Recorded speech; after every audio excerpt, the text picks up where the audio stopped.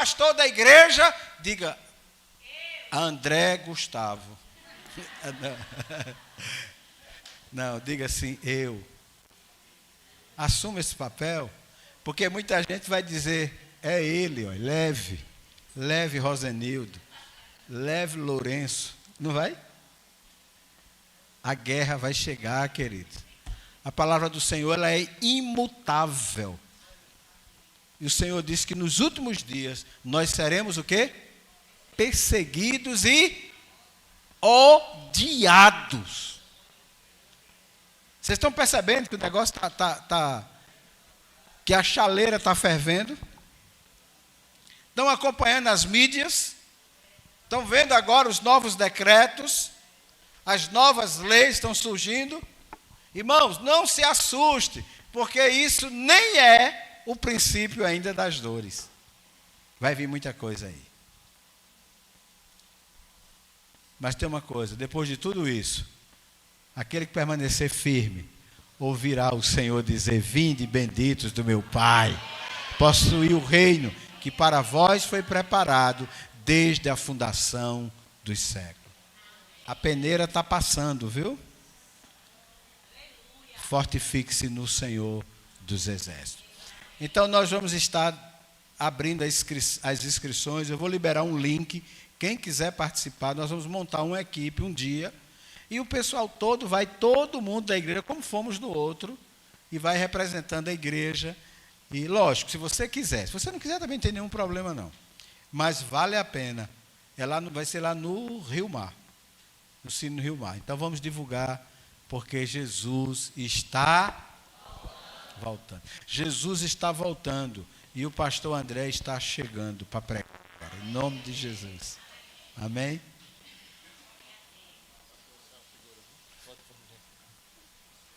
Esse princípio... Oi. Ao culto jovem de sábado. Princípio de... Irmão, isso aqui é algo muito sério hoje, viu, irmão? Olhe, esse é o título do meu segundo livro. Princípio de honra e autoridade. O material está sendo confeccionado e eu vou lançar esse livro também. Porque hoje as pessoas não respeitam mais pai, mãe, autoridades.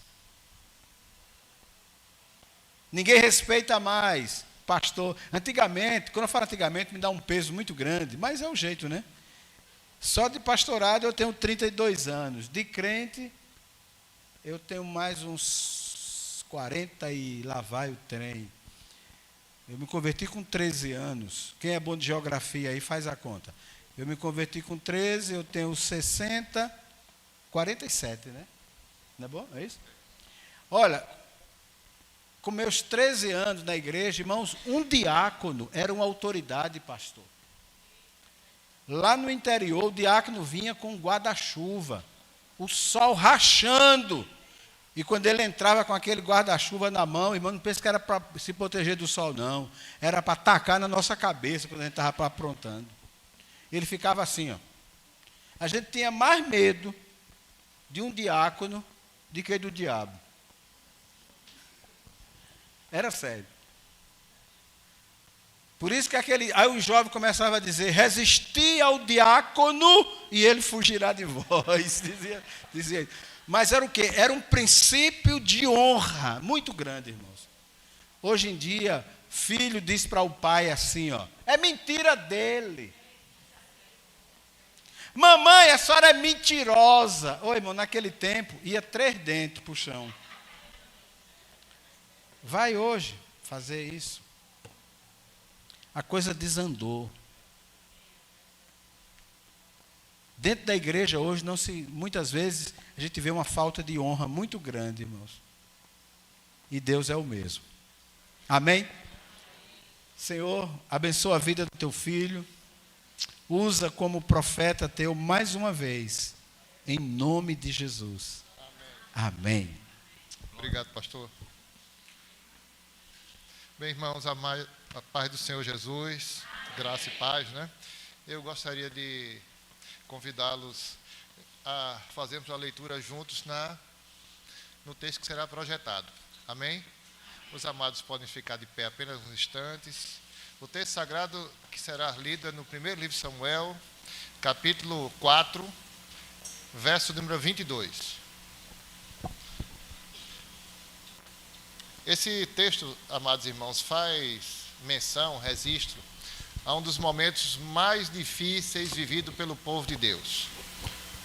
Um tempo em que os próprios israelitas afirmaram o seguinte: foi-se, ou passou, ou foi embora a glória de Israel.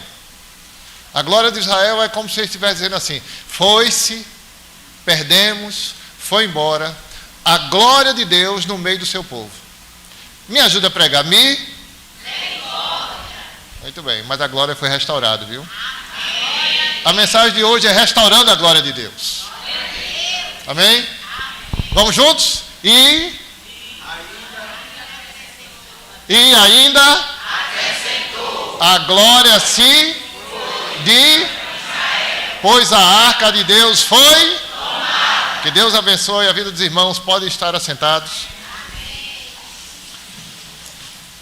Amados irmãos, o texto aqui no Antigo Testamento, no capítulo 3 e 4, faz menção em uma guerra entre os filisteus e os israelitas, os hebreus.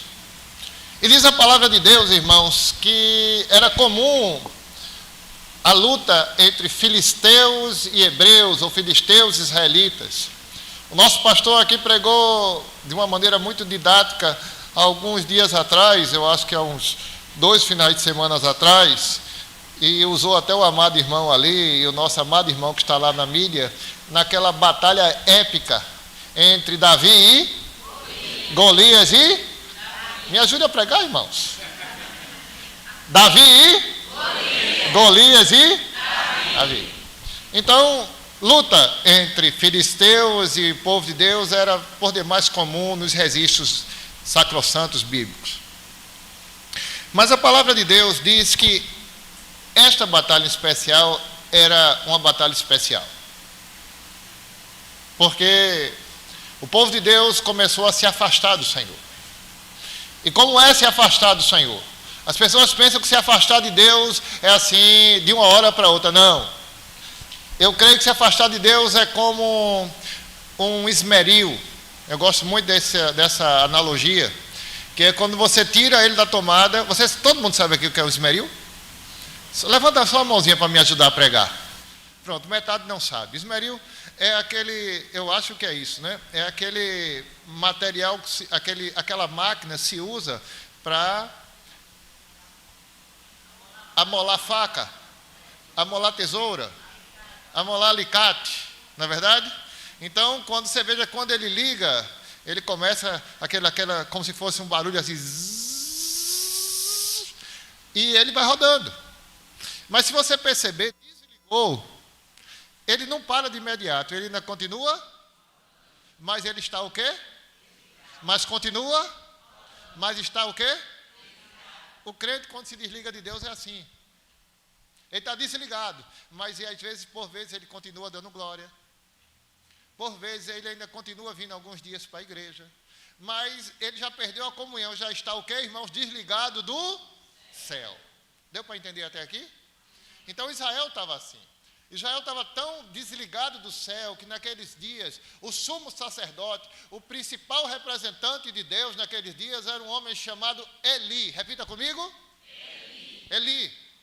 E Eli, irmãos, era algumas características de Eli, a gente pode fazer uma figura, como é que diz, pastor? Quando você... Alegoria. A idade, viu? Alegoria para... Porque diz que Eli estava velho. Aí nós estamos falando de coisas espirituais, tá? Não é de nada a ver, porque tem velho que é mais jovem do que muito jovem, como Caleb na Bíblia. Concorda, irmãos? Mas diz que ele estava velho, gordo e cego. 3 alegorias que representam a queda espiritual. Sem visão espiritual, com gordura, muita carne, ou seja, quanto mais carne, menos o quê?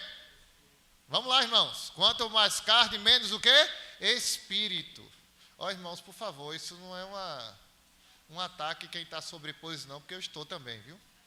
Mas nós estamos falando de alegorias bíblicas. E também estava gordo, cego e velho, envelheceu espiritualmente. Eli estava assim.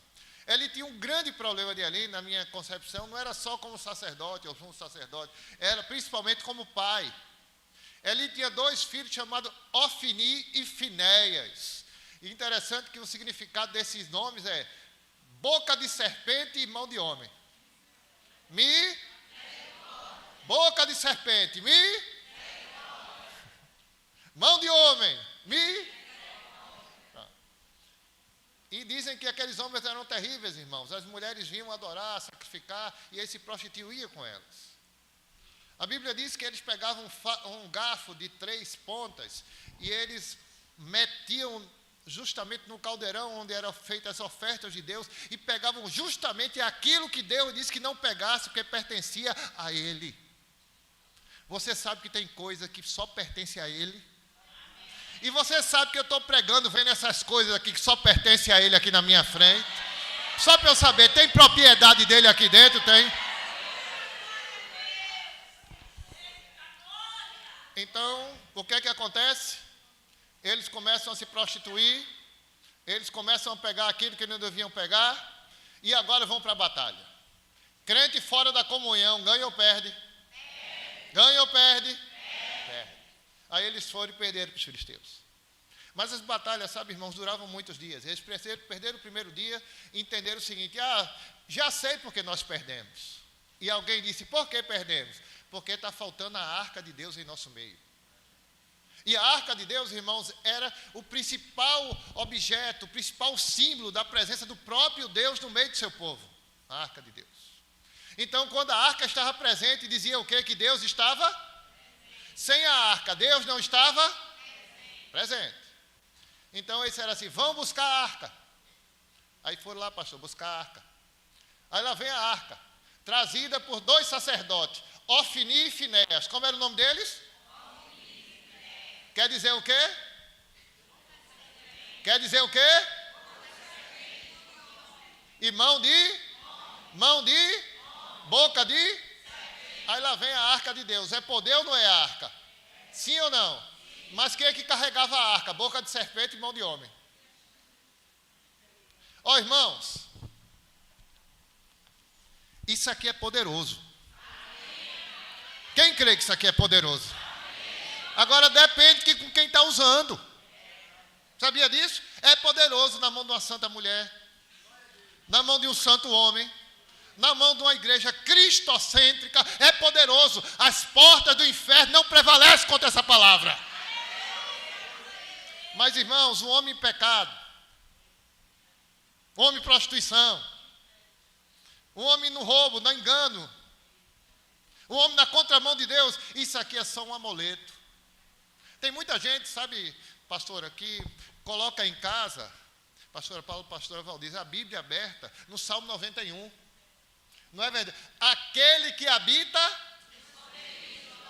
a sombra do Onipotente, e 1000 cairão do teu lado, e 10.000, e tu não serás.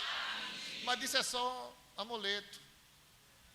Porque essa palavra, se não for vivida, irmãos, ela fica sem simbolismo, sem sentido. Aí o povo de Deus manda chamar, e lá vem a arca, lá vem Ofni e Finéias. Aí os adversários ficaram sabendo, disseram: uau, agora é derrota na certa. Os filisteus dizendo, né? Agora é derrota na certa. Porque quem foi que chegou lá? Quem foi que chegou lá? A arca. E a arca quer dizer quem chegou? Deus chegou. E eles ficaram tremendo. Mas sabe o que aconteceu, irmão, naquela batalha? Eles com a arca, com o sacerdote, com a trombeta. E o detalhe, essa batalha foi em um lugar que o povo de Deus já tinha tido uma grande vitória. Isso é um alerta aqui, viu, crente?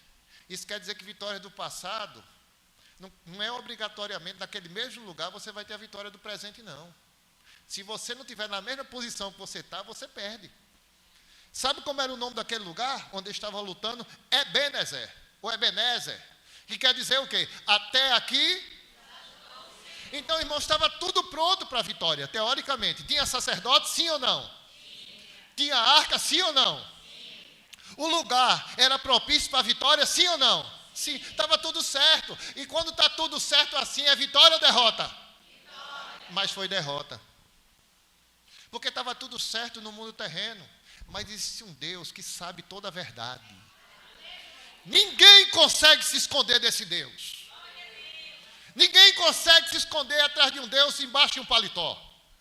Ninguém consegue se esconder de Deus usando uma saia.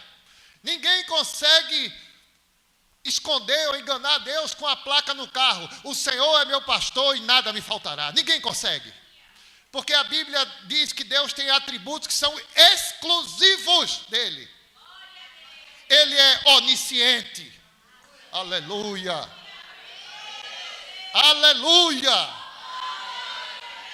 Onisciente, ele sabe de tudo.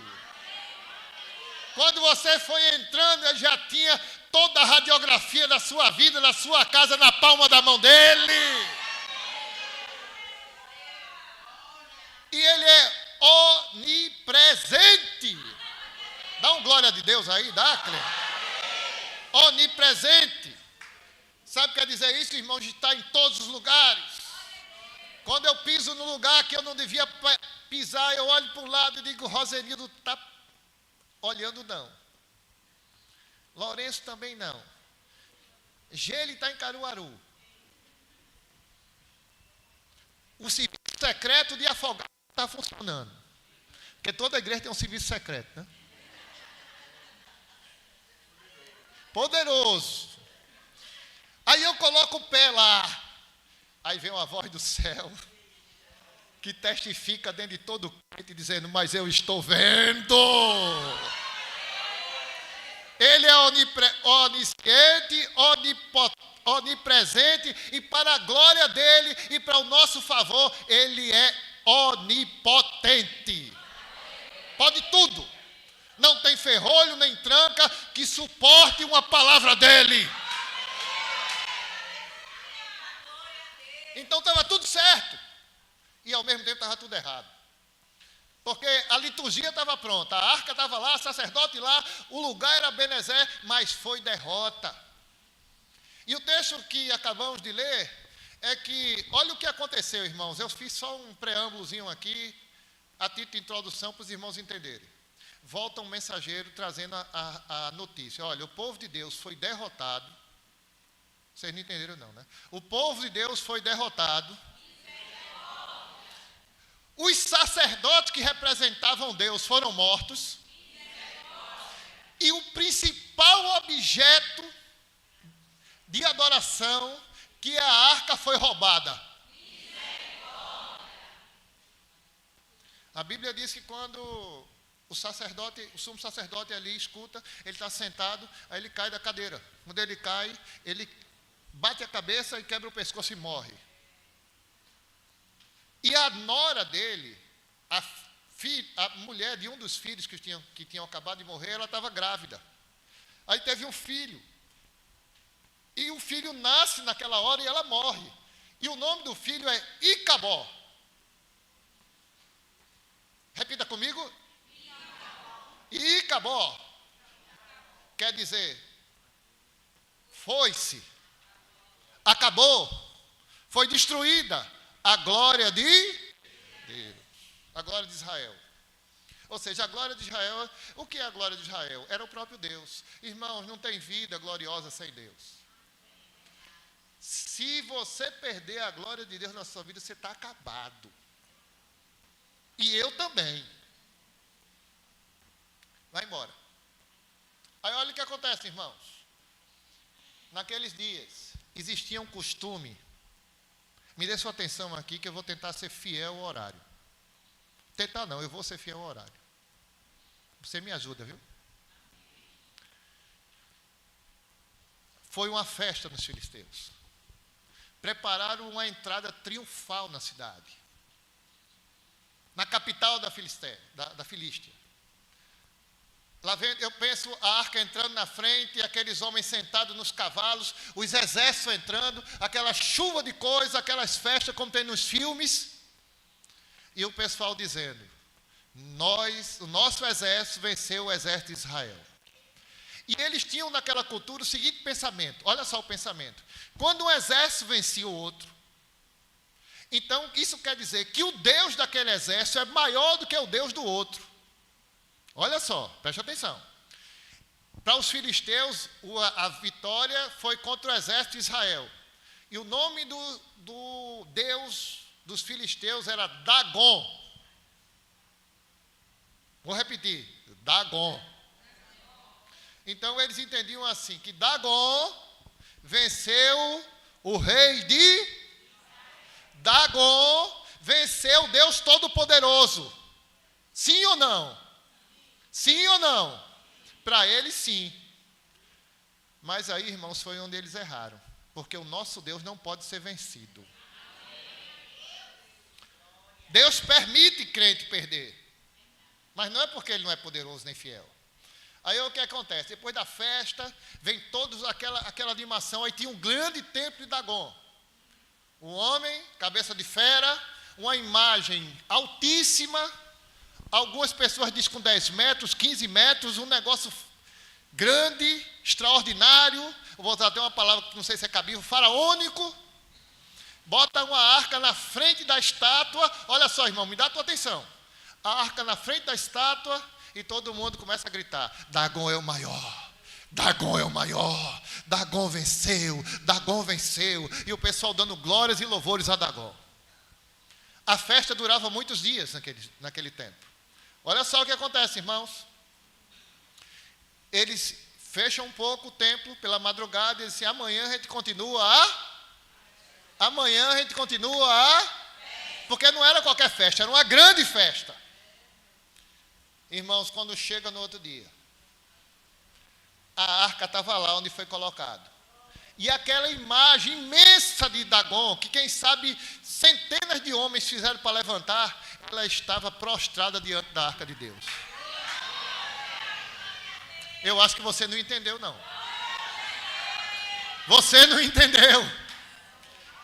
Eles disseram, sabe o quê? Que aquela imagem, aquele Dagon, era maior do que o nosso Deus. Deixaram lá. A arca era a presença de... No outro dia, quando eles chegaram, aquela imagem de 15 metros, 10 metros de altura, ela estava prostrada diante da arca de Deus. Só o Senhor é? A gente podia dar um glória a Deus junto aí, né, irmão? Tu confia nesse Deus ainda, irmão? Tu quer dar um glória a esse Deus ainda, irmão? Aí eles olharam, irmãos, que vergonha. Disseram: Dagon, faz isso não, Dagon. Assim vai sair, assim vão bater a foto e vão botar lá no kadosh.com. Vai ficar todo mundo sabendo que tu está prostrado diante da arca. Levanta, Dagon. Aí eu tenho um amigo que ele gosta dessa expressão, sabe? Ui, ui, ui, ai, ai, ai. Aí começou aquele ui, ui, ui, ai, ai, ai. Levanta Dagon, chama Dagon, Dagon levanta. Aí conseguem colocar Dagon em frente. Aí começa a festa de novo. Mas eles já ficaram dizendo: meu Deus, aconteceu alguma coisa. Não é? Mas levanta Dagon. Levantou Dagon. Irmãos, no outro dia, quando eles chegaram lá, as mãos de Dagon tinham sido cortadas. E a cabeça de Dagon foi decepada. E eles ficaram pensando: mas como aconteceu isso se o templo estava fechado? Só tinha Dagon e a arca. Eu digo: infeliz, tu não sabe, mas eu creio de um Deus que é invisível, mas é real.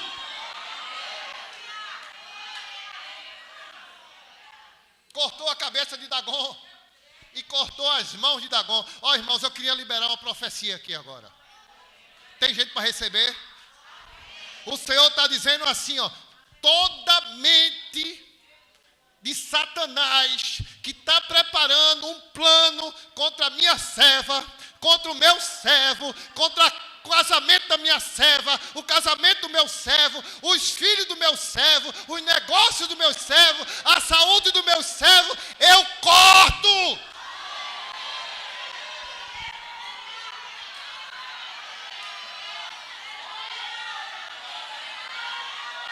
Aleluia! Está cortado. Todo plano diabólico está cortado. Toda seta maligna está cortada. Toda operação de demônios está repreendido.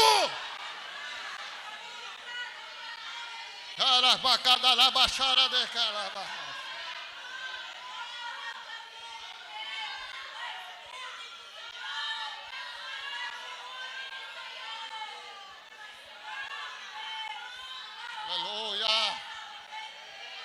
Aleluia. Mas, irmão, não só foi a cabeça, foi as mãos também. Toda lança para ser lançada tem que ter mão. Todo plano maquiavélico para ser colocado em prática tem que ter uma mão. Todo ferrolho para ser fechado tem que ter uma mão para fechar. Aí Deus pegou a mão assim, se eu corto. Essa mão que estava fechando a porta não vai fechar mais. Essa mão que estava aprisionando, segurando para os teus projetos não andar, para teu filho não andar, para teu ente querido não vir para a igreja, ela é cortada também.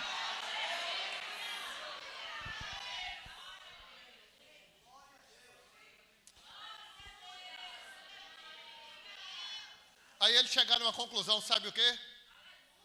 O exército de Israel, o povo pode ser vencido, mas o Deus de Israel é invencível. Mas o problema é que agora eles entenderam o seguinte: a arca de Deus tinha que ser devolvida, porque Deus começou a visitar aquele povo. Sabe como? Ó, irmãos, a mão de Deus é dia de bênção, mas de maldição também. Diz aí. Diz assim, que ele abre e ninguém... Mas quando ele fecha? Olha que perigo. Aí eles pegaram. Enquanto eles começaram a empurrar a arca de cidade em cidade, os filisteus. Passou em 5 cidades. Quando o pessoal chegava, dizia assim, meu Deus, penso eu, né? Se tivesse lá, dizia, lá vem bronca. Deus começou a fazer, sabe o que com os homens daquela cidade, quando chegava a arca? Hemorroida, irmãos. Algumas Bíblias chamam de hemorroidas. Outras chamam de tumores. Os homens ficavam morrendo de tumores e de hemorroida. Dava uma praga de rato que consumia todas as plantações deles. Eles disseram, não, a gente tem que devolver essa arca, porque essa arca só é bênção no lugar que ela tem que estar.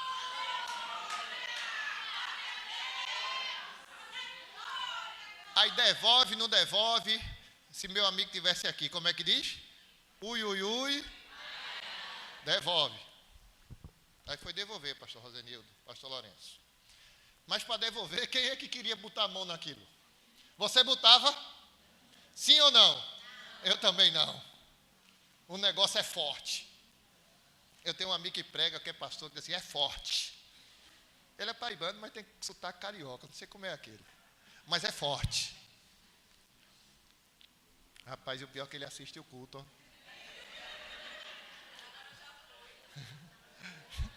Pastor, disse agora já foi. Tem como editar? Tem não, é ao vivo.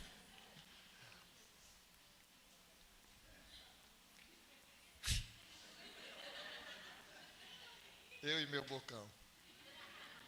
Perdoe, viu, amado? Mas, ó, onde é que eu estava?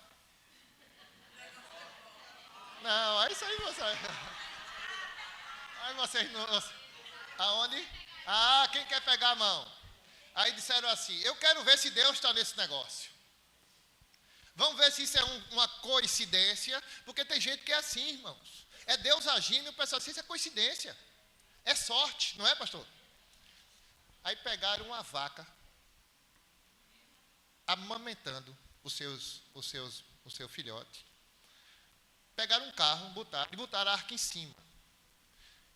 E botaram o filhote da da vaca no lado esquerdo, por exemplo, lá, e os filhotes ficam o quê? Acho que é berrando, né? É berrando, né? Pela mãe, e ela com leite, ela quer dar a quem? Os filhotes. E com a arca em cima, mas sendo que a direção do povo de Deus era a direita. Me dá atenção aqui. É só criança brincando lá fora. Aí o que é que aconteceu? E está brincando mesmo. O que é que aconteceu? Se fosse algo natural, quando soltasse a vaca, ela ia para junto dos... Mas se fosse algo de Deus, ia acontecer ao contrário. Ela ia na contramão dos filhotes e ia levar a arca de volta. Aí soltaram a vaca. E eles ficaram olhando, acompanhando a vaca. E os filhotes lá. Bé, bé. E a vaca dizendo assim: querido, eu não posso te atender agora, meus filhos. Espere um pouquinho mais, que eu estou a serviço do Deus. E eu vou ter que levar a arca de volta. Quem foi que perdeu a arca? Foi quem que perdeu a arca? Israel, por causa de pecado. Eles podiam restaurar, sim ou não? Não. Tem coisa, irmão, que a gente não pode mais restaurar. Aí entra a misericórdia. Aí entra a graça. Aí entra a compaixão. Aí entra a bondade do nosso Deus. E sabe o que aconteceu? Aquela mulher disse: foi-se a glória de Israel. Aí Deus lá de cima dizendo: mas eu vou restaurar essa glória. Eu creio que tem crente restaurado aqui nesse culto aqui. Tem crente que porventura pode ter perdido batalha e foi-se embora a glória. Recebe de volta.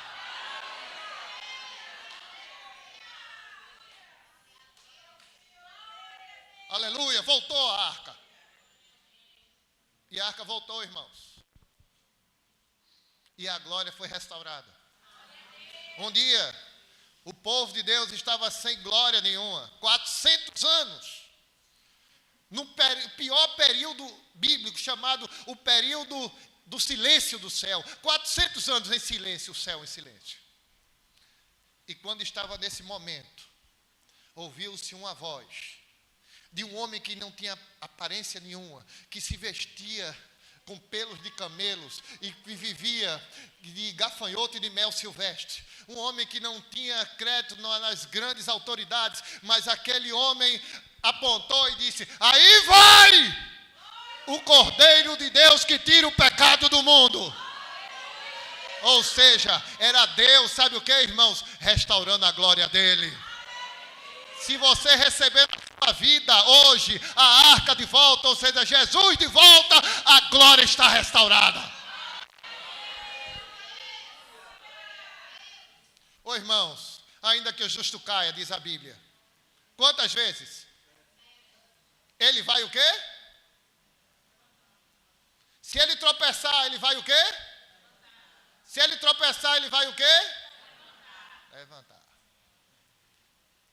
Irmãos, a coisa mais difícil é um crente admitir que caiu.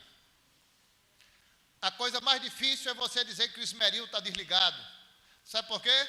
Porque quando você olha, ele está ligado.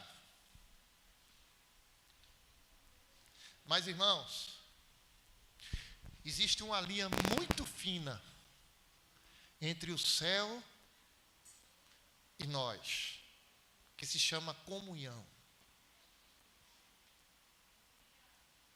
Isso a qualquer momento pode ser quebrado. Palavras às vezes quebram. Atitudes quebram. Eu sofri uma investida de Satanás agora antes de vir para o culto.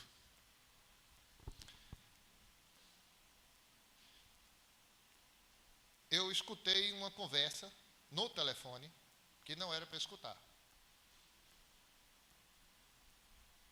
Tem a família, né? Que é você, mulher e filhos. E tem também os familiares, não é? Que aí são os parentes e tal. De repente toca o meu telefone, eu vejo o telefone tocando, e atendo. E quando eu atendo, do outro lado a pessoa não falava nada. Na verdade estavam conversando, e você via que era o meio da conversa. E no meio da conversa, sai o nome de um dos meus. ia escutando. Ó, irmãos, isso mexe ou não mexe com a gente? Mexe. Falar da esposa, do filho, não mexe? Mexe. E eu lá escutando. E uma língua diabólica lá metendo a ripa, com inverdades, com um série de coisas. E eu comecei, mas na hora uma voz dentro de mim disse assim, isso é um laço. Para quê? Para quebrar a? Para quebrar a? Aí eu desliguei. Um lado dentro de mim, pastor Rosino, queria escutar tudinho.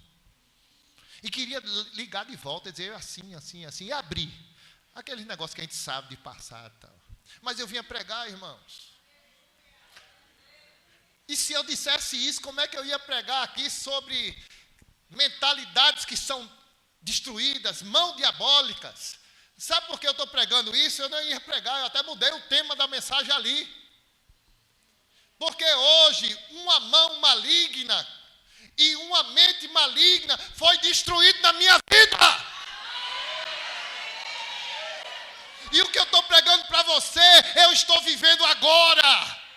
E eles podem estar fazendo todo tipo de plano lá contra mim, mas o meu Deus já está dizendo, eu cuido da causa, eu destruo, eu abro um caminho novo.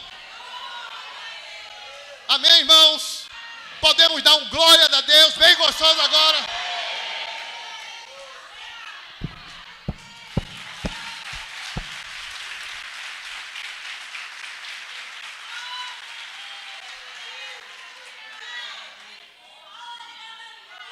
Tem um louvor que diz assim, não há ferrolhos, nem importa, calma, isso é só aquecimento. Você já viu ele cantando lá em João Pessoa? Fique um pouquinho mais, viu? Que o próximo é o senhor, pastor. Daqui a pouco ele vai pregar encontrando com Jesus. Tu vai receber. Agora, tu já entendeu que toda mão, todo plano maligno já foi quebrado. Mas tu crê mesmo?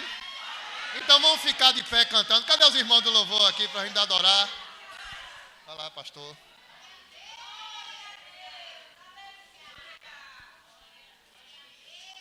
Ainda vai fazer um dueto aqui agora. Ainda teve uma irmã que colaborou, disse amém. Se não fizer um dueto, foi um duelo. Está mais para um duelo aqui, viu? Vamos lá, eu vou fazer só a mim. Inclusive lá, eu já disse a vocês que quando eu estava lá na igreja, que ninguém dava um amém, fazia em libras, né? Que é assim, ó. Aleluia. Vocês não me ajudam, né, gente?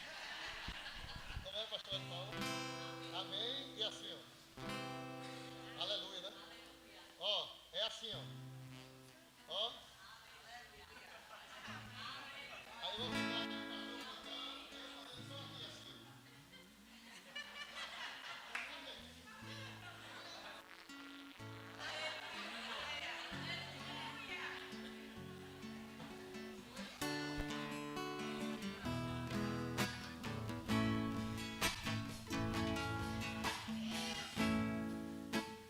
Não há ferrolhos,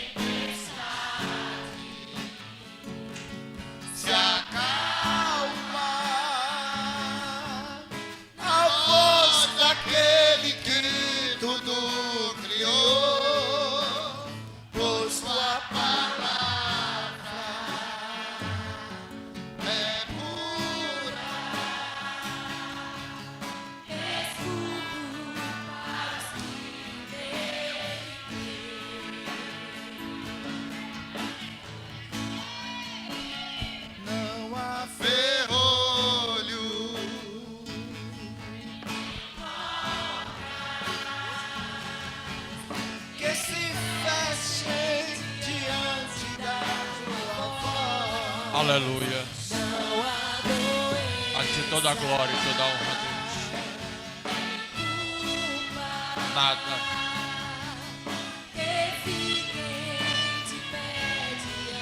Sim, só diante de ti, Senhor. E a tempestade Acalma. se acalma. A voz daquele que tudo criou.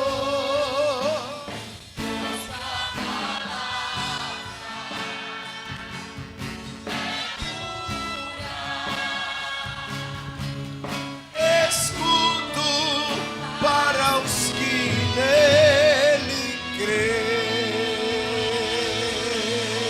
Aleluia. Glória a Deus. Glória a Deus. Amados, nós louvamos a Deus por este momento. Louvamos a Deus por esta rica palavra que nos foi dada.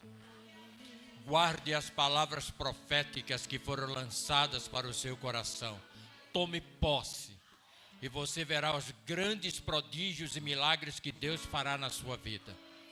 Nós louvamos a Deus e nós louvamos a Deus porque vocês estiveram conosco aqui. Estiveram conosco neste momento de adoração a Deus, de busca incessante da presença dEle em suas vidas, para que Deus possa abençoar os vossos lares e as vossas vidas. Que o Senhor possa abençoá-los. Eu quero orar neste momento agradecendo a Deus no santo nome de Jesus, e logo após o pastor Rosanildo estará dando a bênção apostólica a toda a igreja. Senhor meu Deus e Pai, nós queremos te louvar por este momento, te louvar por esta palavra que ora nos foi dita, ó Deus, nesta noite. Que o Senhor venha estar conosco, a nos abençoar, a nos agraciar, porque temos a certeza e sairemos deste local na certeza de que o Senhor quebrou todas as barreiras, o Senhor cortou todas as dificuldades, o Senhor eliminou todas as forças contrárias contra as nossas vidas, contra os nossos lares e contra as nossas famílias, e nós estamos aqui a decretar a vitória. A tua igreja está de posse da vitória, eles estão de posse da vitória, e o teu nome está sendo glorificado hoje e sempre em Cristo Jesus. Por toda a minha vida, ó Senhor, te louvarei, pois teu fogo é minha vida e nunca me cansarei.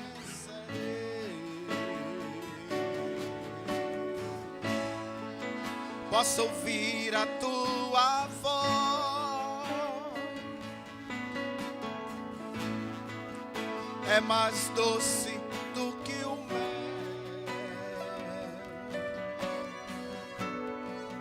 que me tira desta prova e me leva até o céu.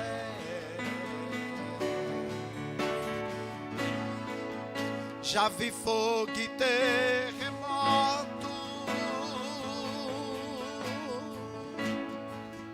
vento forte que passou.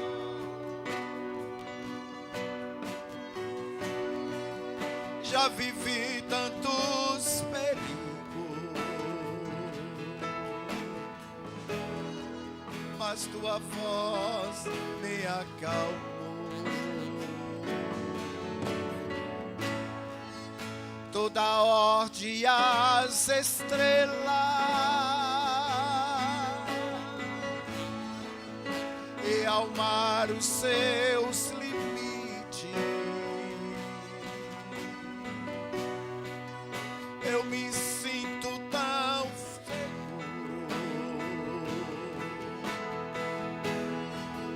no teu colo, ó Altíssimo.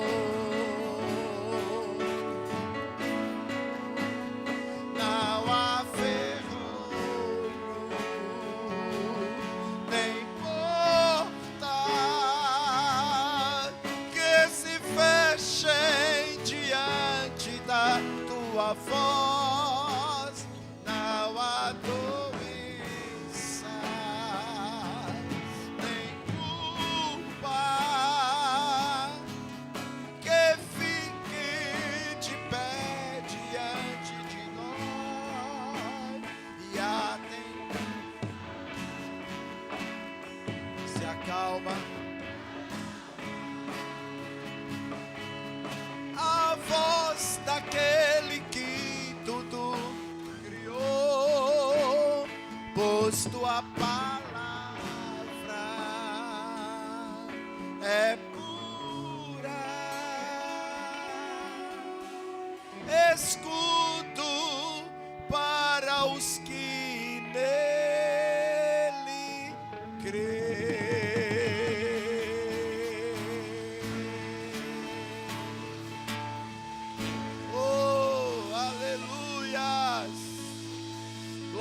Glória ao teu nome, Pai. Glória a Deus. Amém. Deixa eu dizer uma coisa para você. Sai daqui dizendo a glória. Diga, a glória foi restaurada.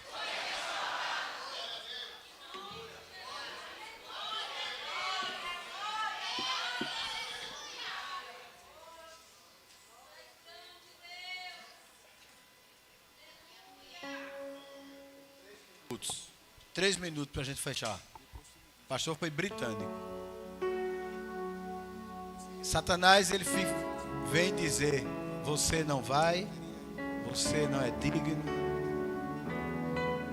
Ele recebeu uma seta maligna para entristecer, para não ministrar. Talvez você também recebeu ao sair de casa hoje. Porque vir para a igreja é uma guerra, irmãos.